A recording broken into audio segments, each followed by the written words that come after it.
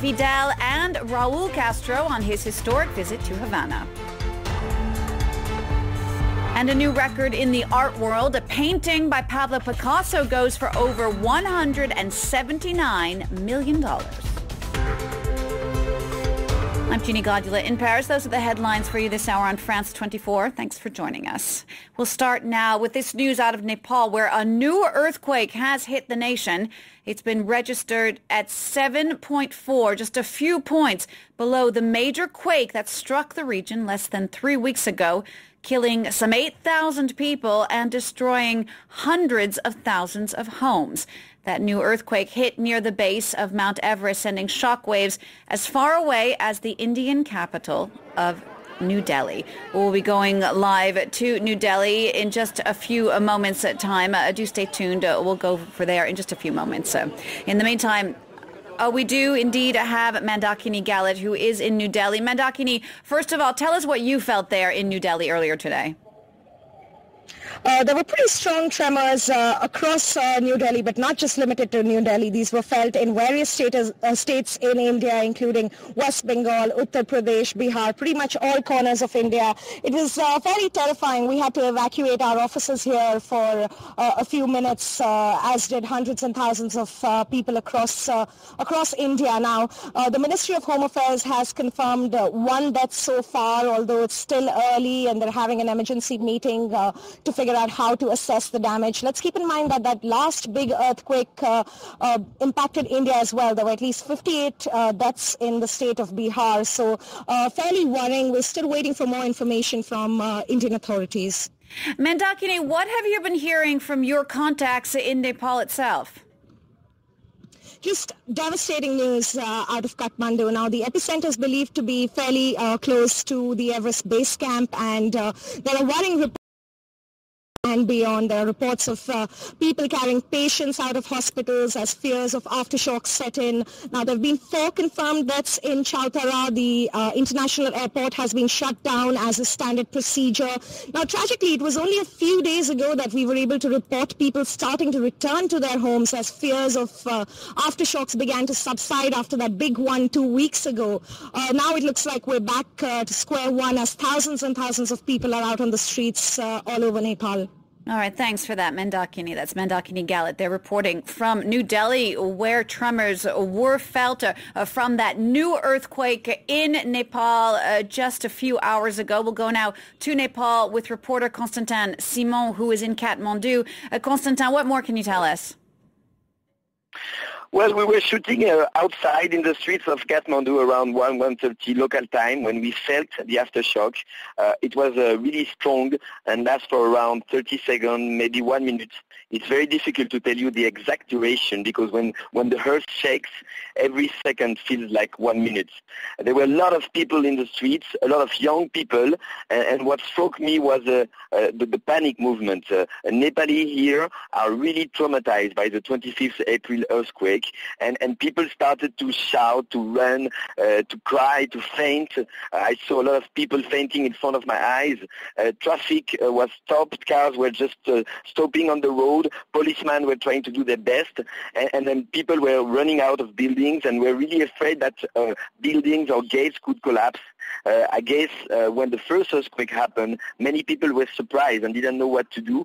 This time they knew what it was, and this is what struck me. The good news is that apparently the damage is really different and not in the same intensity than the damage of the 25th April. We were able to speak briefly to the police, and apparently there is only in Kathmandu maybe 2 or 3 buildings. Of course, buildings that have collapsed. Of course, this has to be confirmed in the next updates. And of course, that's because so many more buildings were destroyed in that quake just a little over 2 weeks ago. Constantin, have you been able to see any rescue services already on the ground trying to help people who may have been injured in this latest quake today? Well, in Nepal is always suddenly now you see like civil people. Of course, the police is there trying to do their best. but they are not enough. They are not prepared. And what struck me a lot is always that you see civilians, young people trying to organize, doing their best. Maybe they don't do always the good things, but they are really trying to manage, try to stop the panic, because there is a lot of panic. So yes, police is there. I could see some deployment. The police was stopping the cars on the road. But clearly the movement is of the people. Even in the hospital, the main hospital of the city where we've been after the earthquake, you could see a lot of young people trying to organize and help the ambulance when they were arriving. All right, Constantin, thank you so much for that. That's Constantin Simon reporting for us from Kathmandu. All right, we'll continue now with the French president's historic trip to Cuba. François Hollande is the first Western leader to visit the island since the thaw in relations between Cuba and the U.S. During his trip there, he called for an end to the U.S. embargo that's been in place in Cuba for decades. And in a surprise on the official schedule, the French president also spent an hour face-to-face with Fidel Castro. Oliver Ferry has the details. François Hollande inspects a guard of honour with his Cuban counterpart Raúl Castro on a historic trip where he became the first Western European leader in more than 30 years to visit the Caribbean country. Hollande was accompanied by 7 ministers and a plethora of French business leaders keen on getting in on Cuba's economy as it opens up to the world. There was also an unscheduled visit to former Cuban President Fidel Castro away from the glare of the media. It was a busy day for Hollande. He laid a wreath at the monument to Cuban independence leader José Martí and addressed a gathering at the University of Havana where he called for an end to the US embargo. That this opening up be allowed to happen, that the measures that have so hindered Cuba's development can finally be ended and done away with, so that every country can be respected in its identity.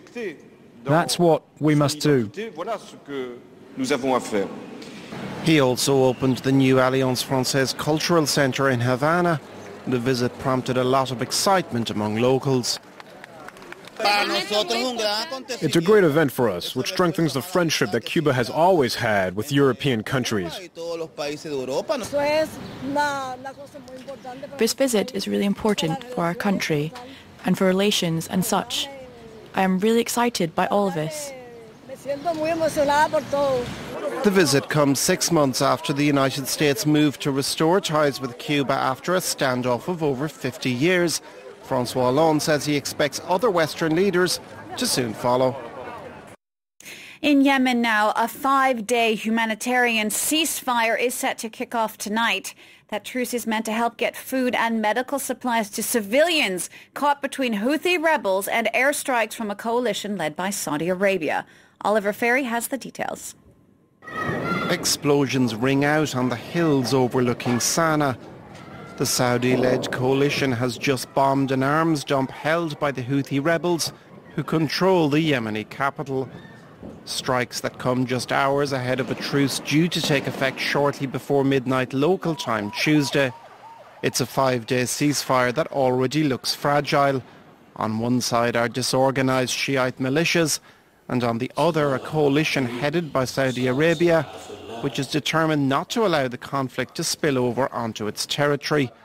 The Houthi rebels declared Sunday they had downed a Moroccan fighter jet close to the Saudi border. Houthi fighters proudly displayed their quarry. They said the aircraft belonged to the coalition. This plane was taken down by Almighty God. We will put an end to their tyranny with the help of our weapons and our limited means. We trust in God. Morocco confirmed one of its F-16s deployed by the coalition had been reported missing. The fate of the pilot is not yet known. Well, that news comes as a summit is being planned in Washington between President Barack Obama and Arab leaders from the Gulf Cooperation Council. But there will be several notable absences there. 4 out of 6 monarchs have not accepted the invitation, including King Salman of Saudi Arabia. Well, for more on this now, let's bring in our international affairs editor, Douglas Herbert. Doug, is this a snub? Look, both countries, both sides, Saudi Arabia, the U.S., they are at great pains to insist not a snub. Read my lips, not a snub. They're saying that it is simply a scheduling issue. King Salman needs to stay behind in order to monitor that ceasefire in Yemen that we just reported on, wants to be home in place there. And he's also sending his perhaps the two most powerful people in the entire kingdom after him, notably a crown prince, the interior ministry, bin Nayef, Mohammed bin Nayef, and he's the guy who's basically overseeing all the counter-terror operations in Saudi Arabia. And then the deputy crown prince, who's the 29-year-old son of King Salman himself. So he's going to be there. He's the defense minister. He's the guy seen as right now calling the shots in this Saudi-led Yemen campaign, the whole coalition there. So it's not like he's sending two guys who don't have any power. They are really the ones, if anything, when you get down to it at the end of the day, are really on top of the day-to-day management of the kingdom, whereas the king is sort of above the fray overseeing it. That said, it's inevitable, given the narrative we've been talking about between the Saudi Arabia and the United States, people are going to read into it a context of this is a reflection of the strained relations, a reflection somehow, some sort of hidden message in there. I will mention that the king did speak to Barack Obama on the phone on Monday. So at least publicly, they are trying to strike the appearance of, please media, stop calling this a snub because we are doing just fine. We're speaking to each other. It's not a big deal. Now, given that there is still a strain, indeed, in relations between the Saudis and the U.S., tell us about that. Yeah, absolutely. There's a total strain. The strain is this. Look, off the record, people will tell you that it's not that the Saudis don't understand the U.S. approach to the region, that they don't want to get bogged down in the Shia versus Sunni sectarian issues. They get that. What they don't get is the fact that they don't think the U.S. appreciates Iran's, what Saudi Arabia sees as Iran's expansionist agenda throughout the region. They say that the U.S., while it negotiates with Iran over this nuclear deal, doesn't foresee what will happen as a result of that potential deal. Namely, Iran will get an infusion of a lot of business, right? Eventually, you know, the sanctions will be lifted. They'll get billions of extra dollars. What will they do with that money? They'll go on an expansion spree, once again from the Saudi perspective, and will be throughout the region, implanting that Shiite influence throughout the region through proxies in Yemen, in Syria, in Lebanon, just about even in the south of Iraq right now. And that is really what the Saudis fear. They fear this, the U.S. is sort of giving up a little bit on them. The U.S. has already sort of rejected a defense treaty with the Gulf Arab allies earlier this week. It's saying, no, it's not going to have a defense treaty. What this summit is about is really the U.S. trying to reassure Saudi Arabia, we have your back, we're in your quarter. Yeah, sure, the geopolitical situation is changing a bit, but that doesn't mean we're giving up on a long-time ally. An ally, that said, that has been obviously at times a difficult ally for the United States, and they do have obviously their differences, but not to read too much into the fact the king isn't going to be personally attending this summit. That's the message out of Washington. That's the message out of Riyadh. All right, Doug, thank you for that. All right, something completely different for you now. A masterpiece by Pablo Picasso has just smashed the world record for the most expensive artwork sold at auction. That oil painting called The Women of Algiers went for over $179 million in New York. After 11 anxious minutes of bidding from potential telephone buyers, the Women of Algiers made history. Christie's, $160 million. Brett, it's yours. So. The painting had already been sold at Christie's for $32 million in 1997, but the price today is 5 times that amount, with the buyer wanting to remain anonymous. The previous record was for Francis Bacon's 3 Studies of Lucian Freud 2 years ago. We always knew that it was going to break the world record price, actually, which was achieved here for a triptych by Bacon only last year at 142 million. It comes as no surprise that this picture, by the genius of 20th century painting, the Mozart, if you like, of 20th century painting, in my mind, Picasso, should sell for 180 million. It's a wonderful, wonderful work. It's part of a series of 15 paintings, each with a letter from A to O. It was inspired by Picasso's fascination with 19th century French artist Eugène Delacroix and was made in 1955 to commemorate Henri Matisse, who died the year before. Another record was broken at the auction for the most expensive sculpture. Alberto